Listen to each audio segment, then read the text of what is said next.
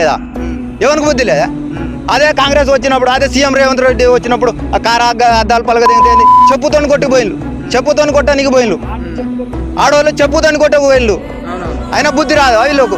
హరీష్ రావు పోతే పాపం 3 లారీలు తీసుకోపోయి ఇక్కడ నుంచి సరుకులు 3 లారీలు తీసుకోపోయి ఖమ్మంలో ఇస్తే అప్పుడు తిని బతికిళ్ళు. వీళ్ళు ఏం చేసిళ్ళు? ఎంత రూపాయి ఇల్లుకో 10,000 ఇస్తా అన్నారు. 10,000 ఏం సరిపోతుంది? 10,000 లేదు. ఒక గ్యాస్ పోయి తీసుకోవాలంటే 10,000 సరిపోదు. వాళ్ళకు మంచి చెడు ఇంట్లో ఏం లేకుండా పోయింది. బియ్యం కూడా రాదే, కిలో బియ్యం కూడా రాదు, గ్యాస్ లేదు, ఏం లేదు. గ్యాస్ తీసుకొని కూడా వాళ్ళకు సరిపోతుంది నువ్వు ఇచ్చే 10,000. నువ్వేమైనా తిండి ఇచ్చినావా? పోయి షో చేసుకుంటా ఇట్లా హాయ్ చేసుకుంటా బాయ్ చేసుకుంటా పోతీవి. హరీష్ రావు వస్తే పరామర్శించడానికి హరీష్ రావు వస్తే ఆయన మీద దాడి చేపిస్తావా? ఇదాని ప్రజాపాలన. హరీష్ రావు పోయిండు కదా 3 లారీ 6 లారీ పట్టుకొని వాళ్ళకు నా ప్రజలు ఉన్నారు, నేను వీళ్ళను